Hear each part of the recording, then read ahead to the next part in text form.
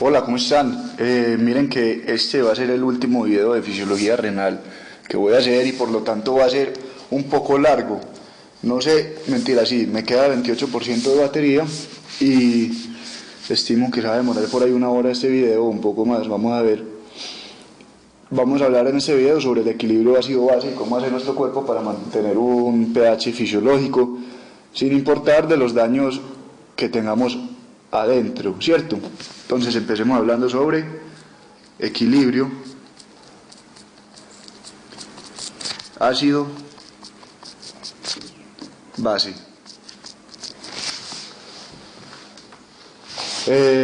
Nosotros sabemos que a un pH fisiológico arterial está entre 7.35 y 7.45. Esto es normal, ¿cierto? Se consideraría entonces acidemia y alcalemia. Todo lo que esté por debajo de esto se considera acidemia. O sea, por ejemplo, 7,2 y así. Y todo lo que esté por encima de esto se considera alcalemia. Un rango normal puede ser 7.4, esto sí es normal, ¿cierto? Entonces vamos a ver esto. Pero vemos que entre 7.4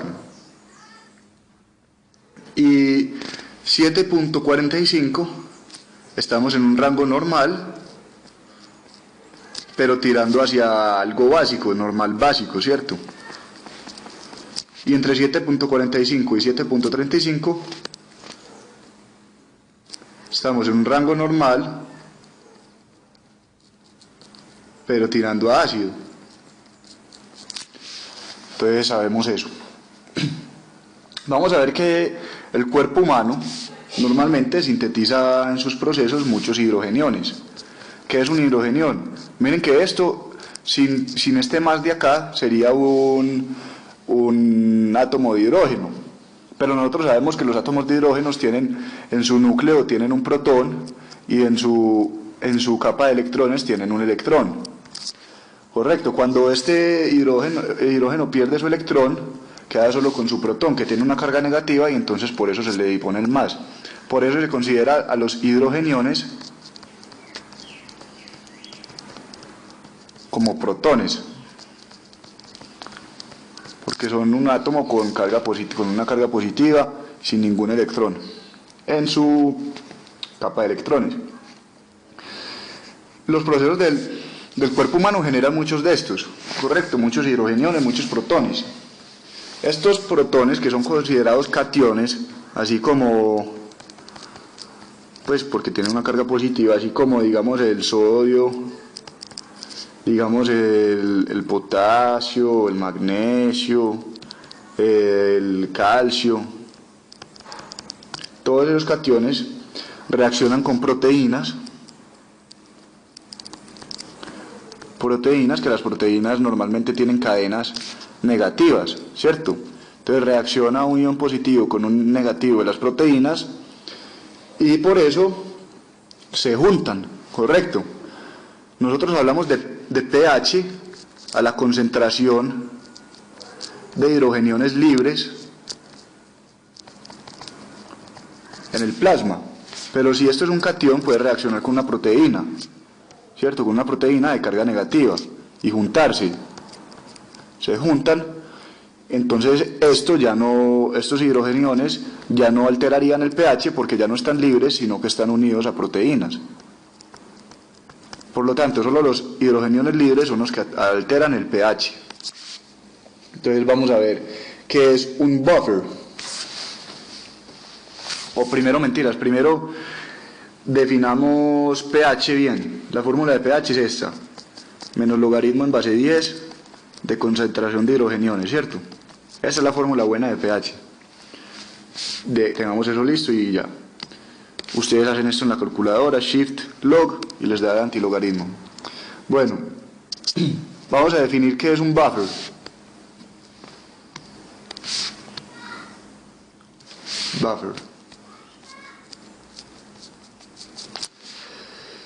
Un buffer es una sustancia química, ¿cierto? Sustancia química, que trata que el cambio de pH al agregar hidrogeniones sea muy mínimo, ¿cierto? Hace que el cambio del pH sea muy mínimo cuando se le agregan hidrogeniones al medio. Pero nunca logra que ese cambio sea nulo. Siempre es mínimo, pero nunca nulo, ¿cierto? Nunca va a ser un cambio de cero. Tengamos eso en cuenta. Ya el pH va a afectar a las proteínas, las va a hacer más activas o menos activas. Vamos a ver también qué niveles de pH, todo esto es una introducción. Vamos a ver qué niveles de pH que esté por encima de 7.8 o que estén por debajo de 6.8 son incompatibles con la vida, ¿cierto? Son incompatibles con la vida estos pHs. Por lo tanto, un ser vivo tiene que estar en el rango entre estos dos. Un ser vivo no quiere decir que sea normal, sino que simplemente va a estar vivo. ¿Qué dice? A ver qué dice. Ya. No quiere decir que vaya a ser normal. Madre, me perdí.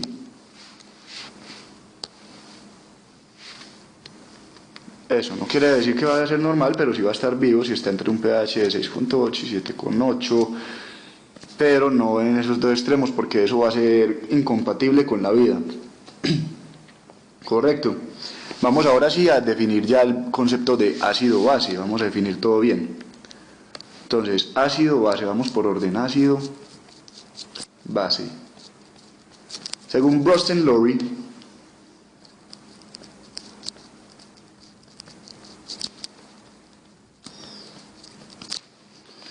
un ácido es toda sustancia capaz de donar hidrogeniones a una solución. Donar hidrogeniones a una solución acuosa. Correcto. Una base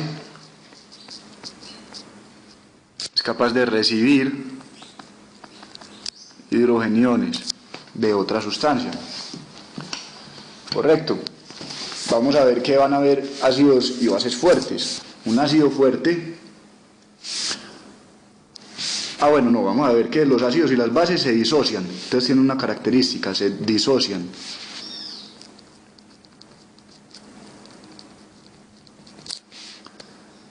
Un ácido como el HCl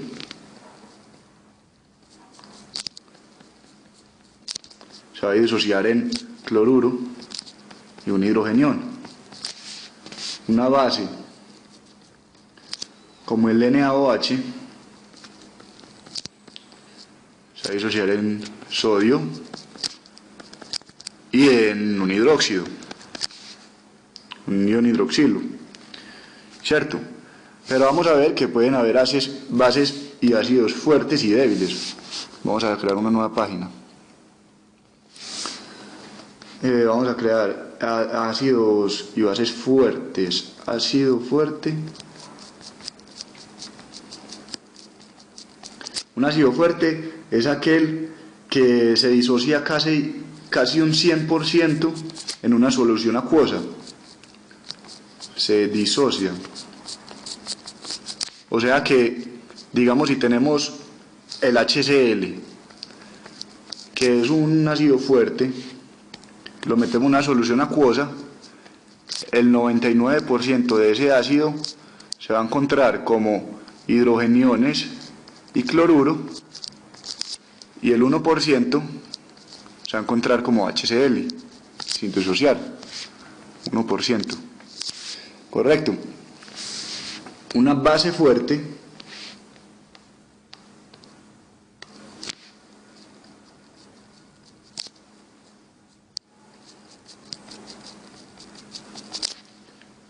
es igual, 99% se disocia, y una base fuerte es, por ejemplo, el NaOH,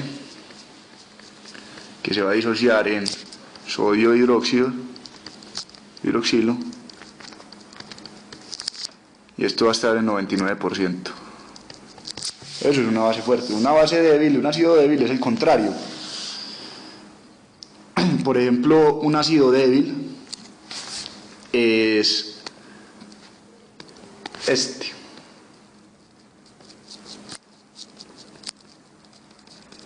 El ácido carbónico. Este se disocia en hidrogenión más bicarbonato, pero esto va a estar como pues muy poquito, no sé cuánto porcentaje, pero digamos que esto va a ser el 1% y esto va a ser el 99%. Acá estoy exagerando pues, pero es menos lo que se disocia que lo que queda sin disociar. No sé verdaderamente cuáles son los porcentajes para este ácido, pero el concepto es que va a haber menos concentración va a haber mucha más concentración de esta de la que va a haber de esta al disociarse, por eso es un ácido débil. Y lo mismo con las bases débiles. Correcto. La constante de equilibrio de un ácido es una medida de cuán disociado estén las moléculas y por eso vamos a hablar de ella ahora mismo. Para poder definir esa constante tenemos que definir una cosa primero. Vamos a hablar sobre la ley de acción de masas.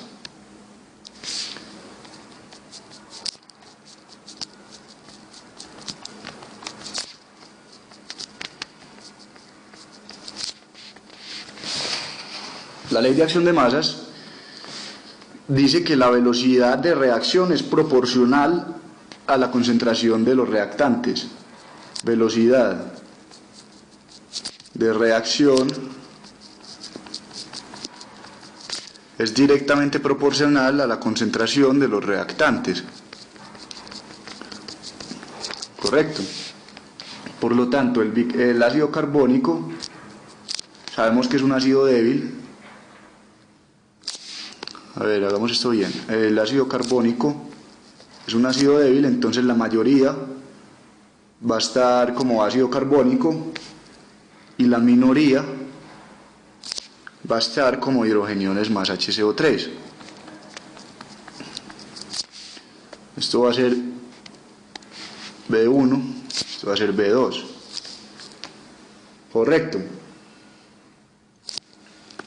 Hagámoslo al revés. B2. Esto va a ser B1. B1, por lo tanto, es muy pequeña y va a ser directamente proporcional a la concentración de ácido carbónico. Pero así sea directamente proporcional, sigue siendo menor que B2. Y B2 va a ser directamente proporcional a H más HCO3. Pero resulta que toda reacción llega a un momento de equilibrio. Esta reacción va a llegar a un momento de equilibrio, en el que no importa que al principio haya sido mayor una que otra, al final todas las concentraciones van a ser iguales. Por lo tanto, la concentración de hidrogeniones va a ser igual a la concentración de bicarbonato y va a ser igual también a la concentración de los reactantes, que en este caso era el H2CO3. Esta fórmula que acabo de poner acá es la fórmula de la constante de disociación, ¿cierto? Cuando llega al equilibrio una reacción, toda la concentración de hidrogeniones, bicarbonato y reactantes van a estar iguales. Entonces es por eso que ponemos productos sobre reactantes, nos da una constante. La constante en este caso es la constante de disociación de un ácido de la que estábamos hablando, que nos dice si un ácido es débil o fuerte. Correcto. Entonces tenemos esta fórmula. Concentración de bicarbonato por la concentración de hidrogeniones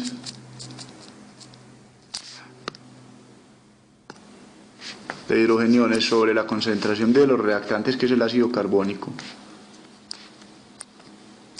Esto da una constante de asociación o disociación o ionización. como esto es bicarbonato, se supone que este número va a ser, ácido carbónico, se supone que es muy pequeño porque recuerden que esto se disocia muy poco. Este valor va a ser pequeño, pero siempre va a ser constante para el ácido carbónico, y si tenemos, digamos, otro coso, va a ser constante para otro coso, pero la constante de asociación para un ácido siempre es la misma y nunca cambia. ¿Listo? Entonces, sabemos que la constante de asociación nos dice cuál fuerte es un ácido. Vamos a ver, entonces, vamos a seguir con esta fórmula.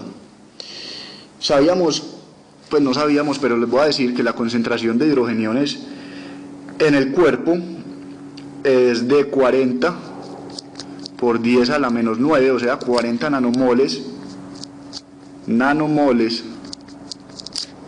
pues 40 nanomoles por litro, no 40 por 10 a la menos 9 nanomoles, sino 40 nanomoles por litro, que es lo mismo que tener 40 por 10 a la menos 9 por litro. Es muy difícil meterlo en fórmula, ¿cierto? Entonces por esto es que nosotros hablamos normalmente de pH en vez de hablar en nanomoles, ¿cierto? Pero entonces vamos a seguir. Sabemos que la escala de pH es del 0 al 14, pero vamos a continuar con esta fórmula, ¿cierto? Vamos a hacerla ahora para el agua. El agua también se disocia. Metámosle otro color a eso. El agua, H2O, también se disocia, pero se disocia muy débilmente. Por esto es que tiene muy poca conductancia de la electricidad. Se disocia en hidrogenión más un hidroxilo. Correcto. Entonces vamos a poner los productos sobre los reactantes.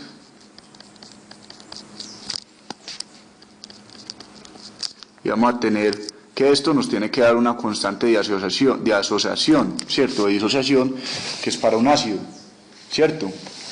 Pero podemos seguir jugando con la fórmula y podemos decir que esto lo vamos a pasar para acá a multiplicar. Nos quedaría concentración de hidrogeniones por concentración de hidroxilos, esto es menos, ese valor está muy grande.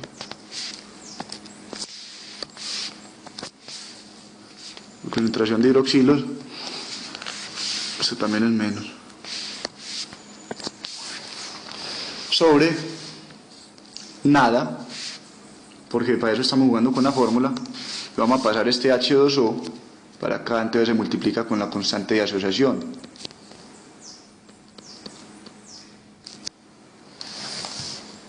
Esta concentración dijimos que siempre iba a llegar a una igualdad, entonces también va a ser una constante, ¿cierto? Entonces vamos a reemplazar ese H2O por constante, ¿cierto? Esa concentración de H2O es una constante. Y esto junto nos va a dar una constante de agua, ¿correcto? Entonces sabemos que constante de agua es igual a concentración de hidrogeniones por concentración de hidroxilos. Sabiendo eso, tenemos que a 37 grados centígrados nos dicen que la concentración de agua, a 37 grados centígrados, no, a 25 grados centígrados, que es temperatura ambiente, nos dicen que la concentración de agua es igual a 10 a la menos 14. Eso quiere decir que la concentración de hidrogeniones y la concentración de hidroxilos es cada uno 10 a la menos 7. Porque 10 a la menos 7 por 10 a la menos 7 es igual a 10 a la menos 14. Correcto. Entonces ya sabemos, esto lógicamente está en moles, todo está en moles. Esto es moles de hidrogeniones, esto es moles de hidroxilos y esto es moles de agua. Correcto. Por eso, para ver el pH a temperatura ambiente de alguna cosa, del agua normal, del agua pura, podemos ver que pH es igual a menos logaritmo de 10 de concentración de hidrogeniones, y esa concentración de hidrogeniones no la sabemos porque la hicimos acá, o sea que pH es igual a menos logaritmo de 10 de 10 a la menos 7. Esto nos da un pH igual a 7. Esto es un pH neutro en la naturaleza del agua. Y nosotros habíamos dicho que el pH en el cuerpo humano, que es a 37 grados centígrados, es un menos log de 40 nanomoles. Correcto. Este pH nos da 7.39. Bueno, ahí hubo como un brinquito porque tuve que ir a hacer un descanso porque estaba muy cansado. Entonces sigamos hablando. Habíamos quedado en pH es igual a 7.39 en el cuerpo, ¿cierto? Eso normalmente lo aproximamos a 7.4, como habíamos dicho ahorita. Como vemos, es alcalino o básico comparado con la temperatura ambiente. Por lo tanto, vamos a empezar a hacer un par de problemas. Vamos a poner a dos pacientes. Vamos a hacer un paciente 1, paciente 1, paciente 2. Nosotros decimos, el paciente 1 inicialmente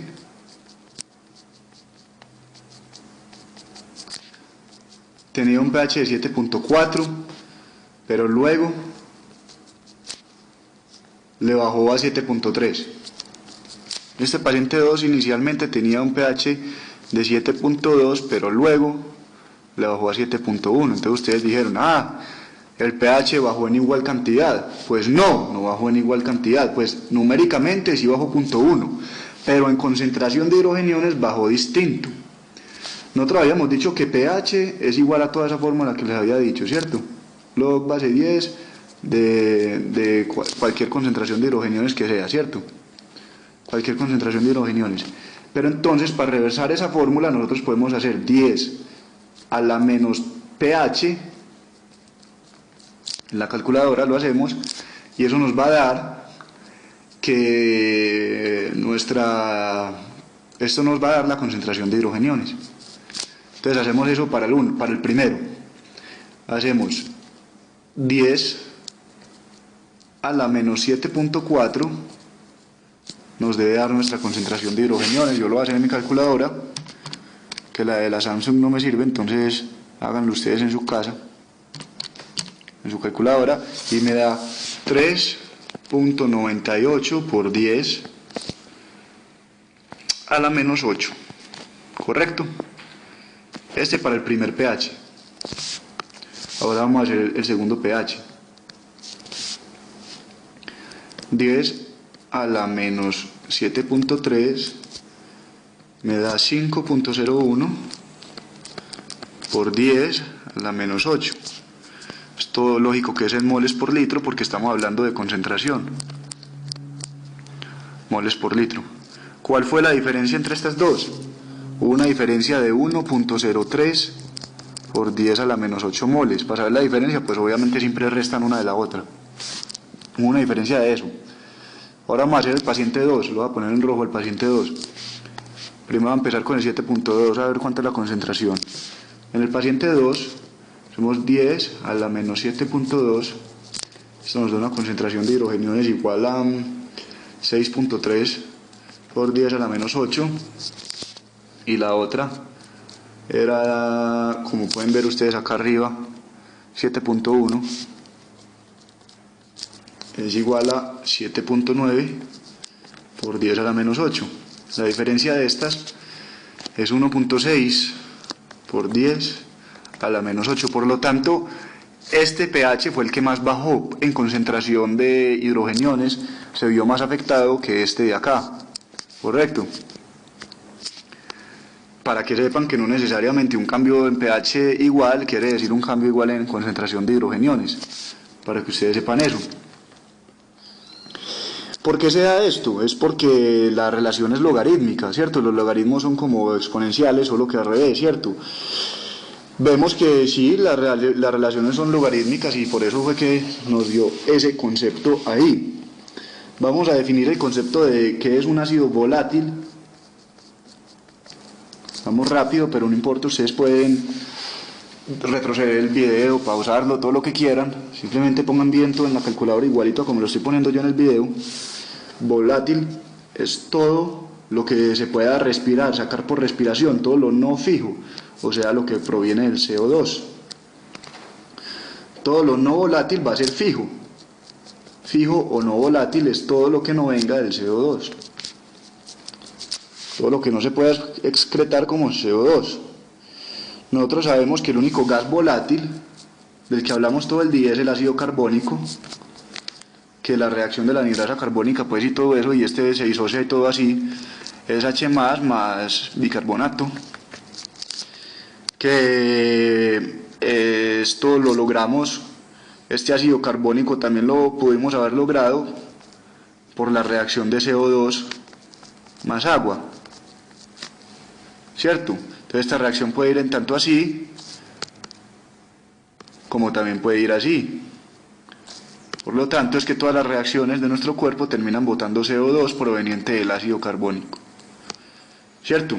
Nosotros respiramos y botamos CO2, viene de acá. Esto es un ácido volátil, es el que nosotros respiramos para afuera, hacia afuera, porque nosotros inspiramos oxígeno y expiramos CO2 y agua. Bueno, nosotros vemos que el metabolismo aeróbico produce 13.000, miren qué montón, 13.000 milimoles de CO2 por día, ¿cierto? Al producir 13.000 milimoles de CO2 por día se produce la misma cantidad de hidrogeniones, la misma cantidad de bicarbonato, ¿cierto? Porque miren que todo llegó desde acá, o todo llegó desde acá, ¿cierto? Se producen la misma cantidad de hidrogeniones y de bicarbonato. ¿De dónde se obtuvo ese CO2? Del ciclo de Krebs de la mitocondria, como ustedes saben. Pero vamos a ver que también hay otras cosas que no son el CO2, pero todavía no. Entonces hablemos también de, bueno, entonces 13.000 milimoles de CO2 por día. Sabemos también que cuando la hemoglobina, por otros videos que yo he hecho, cuando la hemoglobina llega a un tejido, ella suelta su oxígeno. Y ahí es más afín al CO2. Esto se llama efecto Haldane. Efecto Haldane. Se vuelve más afín al CO2 la hemoglobina. Por lo tanto, y el CO2 siempre va con hidrogeniones. Por lo tanto, la hemoglobina capta también esos hidrogeniones. O sea que ya van a haber menos hidrogeniones libres en la sangre y en los tejidos van a haber menos hidrogeniones libres y no va a haber un cambio tan brusco del pH. No va a haber un cambio tan brusco del pH, lo que quiere decir que la hemoglobina aquí actuó como un buffer. La hemoglobina. En los pulmones la hemoglobina adquiere oxígeno y bota el CO2 y el H que tenía.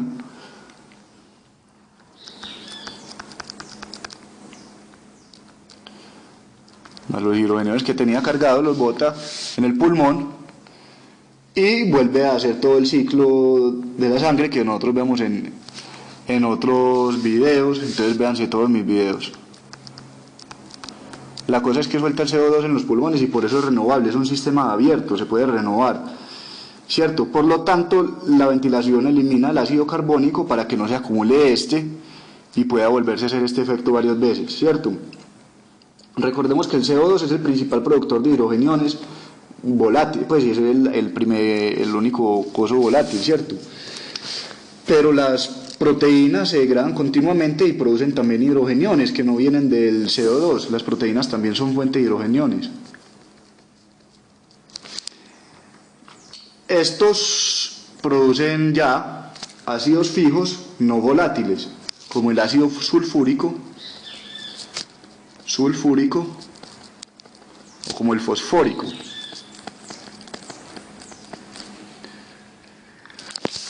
Todos estos ácidos deben ser buferizados y eliminados en el riñón. Se eliminan de 50 a 70 miliequivalentes por día. Hablando de hidrogeniones, los miliequivalentes es lo mismo que decir milimoles. Entonces veíamos acá arriba que por respiración se eliminaban 13.000. ¿Dónde puse yo eso? 13.000 por respiración. Acá lo puse. ¿Cierto? Por ácidos volátiles, 13.000 milimoles por día se recambian de ácido y bicarbonato y CO2. En cambio acá, solamente 50 a 70 miliequivalentes en el riñón. Vean que lo volátil le da sopa y seco a lo del riñón. Ya me estoy quedando sin batería. Estoy en el 15%, le voy a bajar el brillo. O sea que yo no voy a ver nada, pero ustedes van a ver igual. Creo. Sí, yo creo que ven igual. Bueno, entonces vean pues qué gran diferencia es esa. Ustedes sí ven igual, yo creo que sí.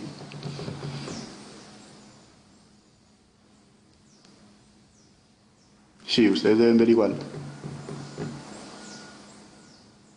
No sé, no me voy a arriesgar, entonces voy a ponerle el brillo por si las moscas. Por si de pronto ustedes no ven igual. Entonces, bueno, ya hablamos de ácido base. Linda, ¿eres un favor? Tráeme el cargador de esa cosa. Esa es mi pieza.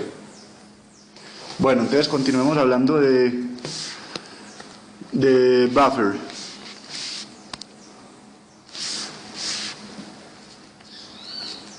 En mi pieza al lado de la cama. Bueno, buffer, esto de acá es una U. Los buffers lo que hacen es que resisten a un cambio de pH, pero sin evitarlo del todo, como habíamos visto ahorita. Habíamos visto también que el pH arterial normal era de 7.4. Sabíamos también que el ácido carbónico se disociaba en hidrogeniones más bicarbonato,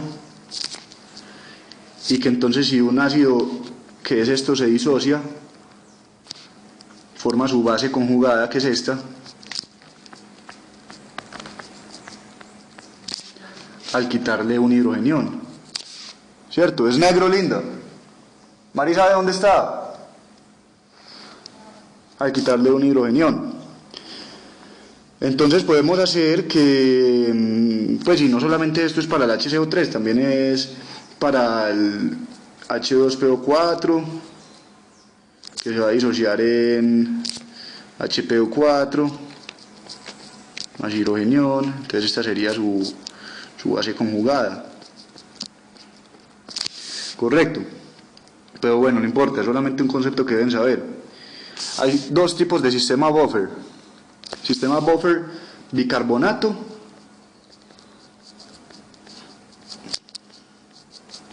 que explica un 53% de toda la buferización del cuerpo. Un sistema buffer no bicarbonato que explica el 47% de la buferización del cuerpo.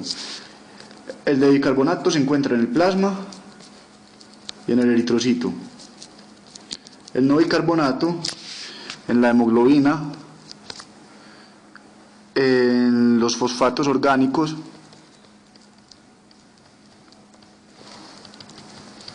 en los fosfatos inorgánicos, en los fosfatos inorgánicos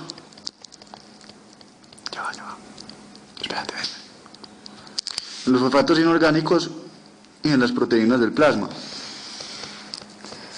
Entonces yo conecto la cosa esta. Me va a tocar escribir en el piso porque no me da.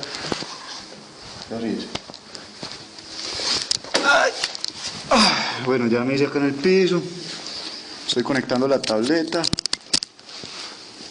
Ya me alcanzó el cargador de la tableta. Listo.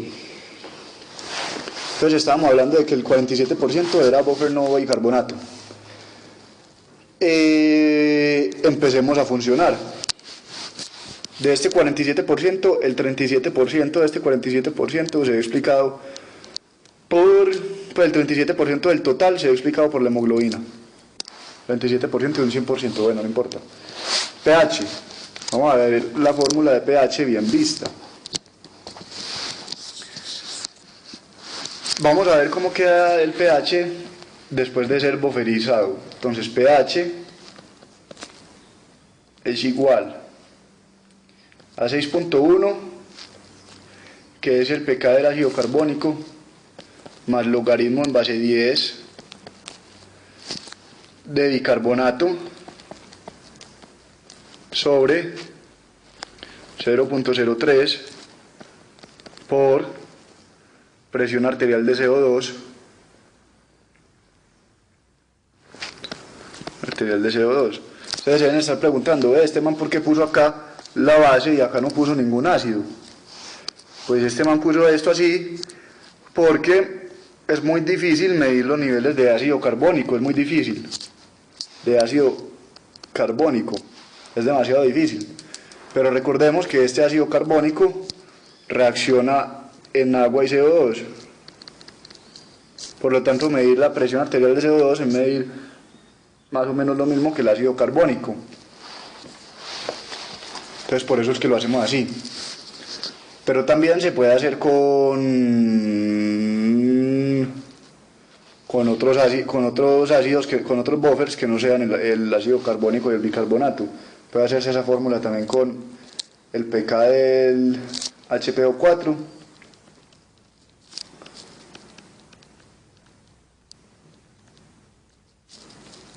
sobre H2PO4, por ejemplo. Esto explica el principio isohídrico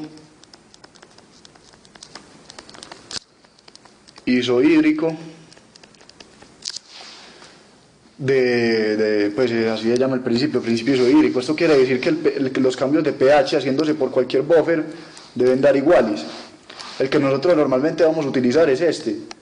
El otro no se lo memoricen, sino que simplemente pues era como para demostrarlo. Correcto. Un sistema buffer abierto es todo el del CO2. Recuerden que el CO2 se puede borrar y renovar, botar por la boca y renovarse. Y un cerrado es todo lo que no sea CO2. El abierto dura más que el cerrado, porque ustedes ven que el cerrado, digamos como la hemoglobina, digamos que tenemos hemoglobina con hidrogenión, esto se va a disociar a hemoglobina menos más hidrogenión más, se puede acumular estos hidrogeniones por procesos metabólicos.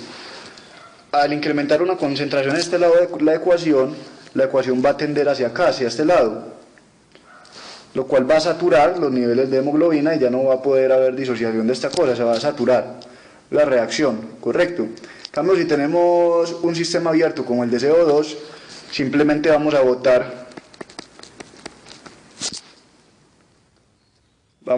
simplemente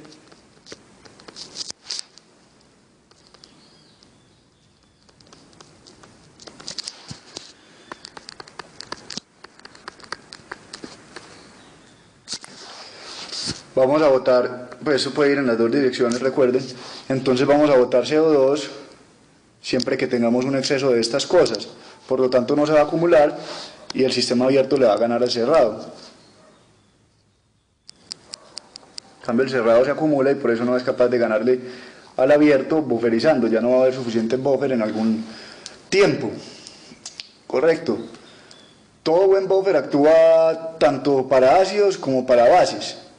Entonces digamos que vamos a hacer un buffer, estamos viendo que le agregamos HCl a una sustancia y le ponemos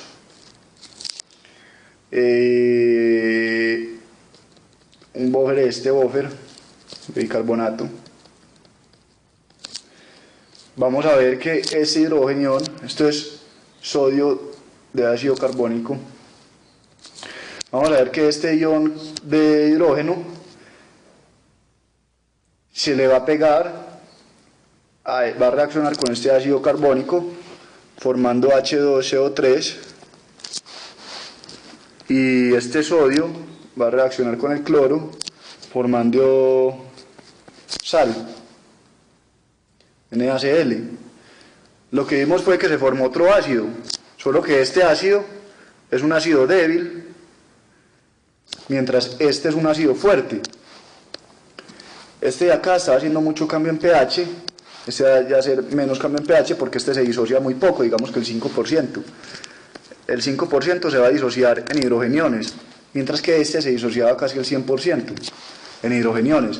Por eso es que este buffer hace que haya un cambio leve de pH, pero no lo inhibe del todo, porque miren que de todos modos hay un 5% de acidez funcionando ahí. Bueno, este video está más largo de lo que a mí me gustaría. Las bases también las podemos bufferizar, ¿cierto? El NaOH, por ejemplo, si lo ponemos a reaccionar con el mismo buffer, tendríamos que se nos disociaría el HCO3, porque este OH reacciona con un hidrogenión de acá para formar agua, ¿cierto? HCO3 más agua. Correcto. Entonces se nos forma una base, que es el HCO3, pero no es una base tan fuerte como el NaOH. Correcto. Eso es lo que podemos ver. ¿De qué hablamos también? Hablamos del pK. El pK de un ácido. ¿Qué es el pK de un ácido? Es el punto en el que la sustancia se encuentra como 50% ácido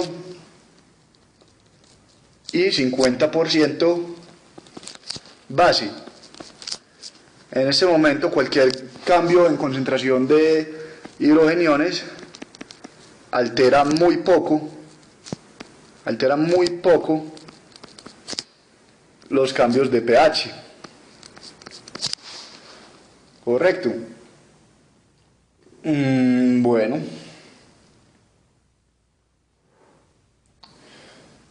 Vamos a ver un ejemplo. Voy a traer mi calculadora que la dejé en la mesa porque me había sentado a cargar la tablet. Ya cogí la calculadora. Les voy a hacer una demostración de que sí es correcto. Vamos a hacer ustedes un ejercicio. Logaritmo de 9 sobre 1, logaritmo de 8 sobre 2, logaritmo de 7 sobre 3, logaritmo de 6 sobre 4, logaritmo de 5 sobre 5, y vamos a ver cuál tiene una resistencia mayor. Entonces el logaritmo de 9 sobre 1 nos da 0.95.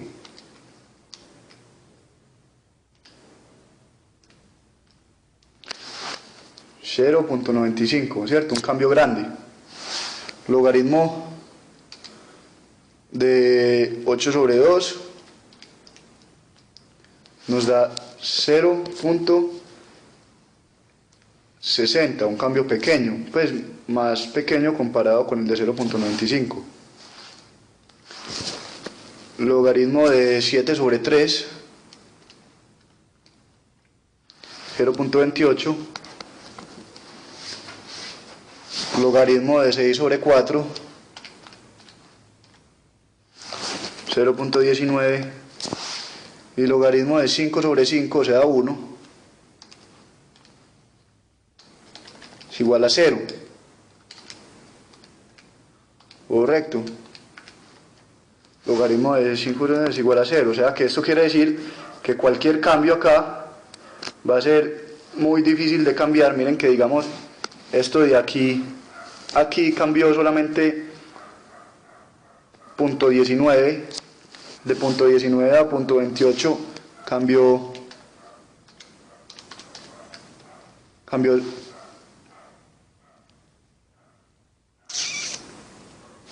0.09.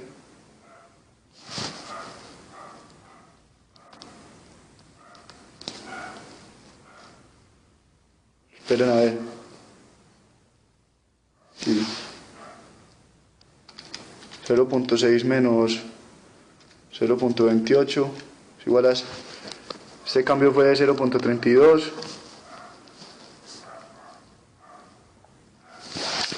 Pero esto se me dio bien. 0.19 menos 0, 0.19, sí. 0.28 menos 0.19. 0.09, sí. Logaritmo de 7 sobre 3, 28, logaritmo de 6 sobre 4 y 9. Bueno, sí, esto nos dio 0.32, un cambio grande. Y esto nos dio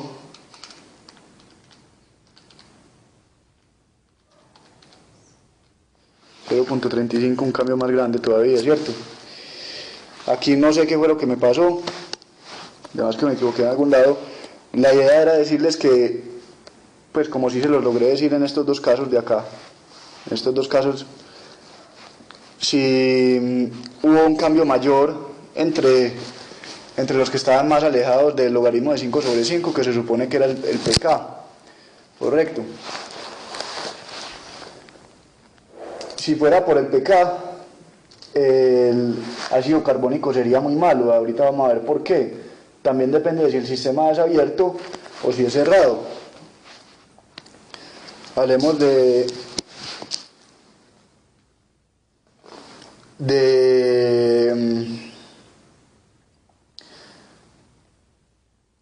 para qué sirve la pareja de buffers H2CO3.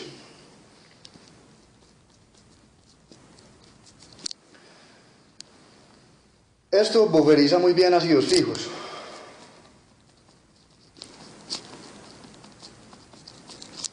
Bufferiza muy bien ácidos fijos. Por ejemplo, el ácido láctico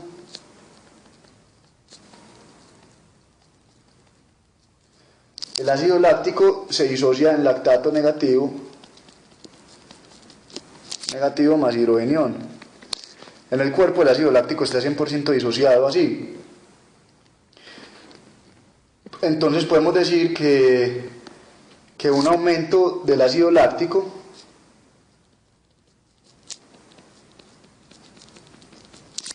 se va a disociar en un aumento, pues va a dar un aumento de lactato más hidrogeniones. Eso es lo que nosotros hacemos siempre en la glucólisis anaerobia. Va a haber una super incremento de concentración de hidrogeniones, lo que bajaría mucho el pH si nosotros no tuviéramos el buffer de HCO3 bicarbonato. Esto va a reaccionar con el buffer ese y va a llegar a agregarle a ese HCO3, le va a agregar un hidrogenión, le va a agregar su hidrogenión, y esto se va a convertir en ácido carbónico, que va a terminar siendo expulsado del cuerpo como agua más hidrogenión. Como agua más CO2, perdón. Correcto, entonces vamos a botar este CO2. Esto es un sistema abierto y es lo que yo les decía ahorita, que era renovable. Y nunca se acaba, pues se acaba muy lentamente, se acaba mucho más lento que lo que se acaba el sistema fijo. Entonces, podemos ver que el buffer bicarbonato es muy bueno para bufferizar ácidos fijos, pero muy malo para bufferizarse a sí mismo. Él mismo no se puede bufferizar, ¿cierto? Entonces, bueno, yo creo que hasta aquí vamos a hacer este video, y el próximo video va a ser de problemas de acidosis respiratoria, de alcalosis respiratoria, de acidosis metabólica y todas esas cosas. Entonces muchas gracias por este largo video y ya sí podemos hacer el otro. Véanlo, ahí los voy a poner en la playlist para que lo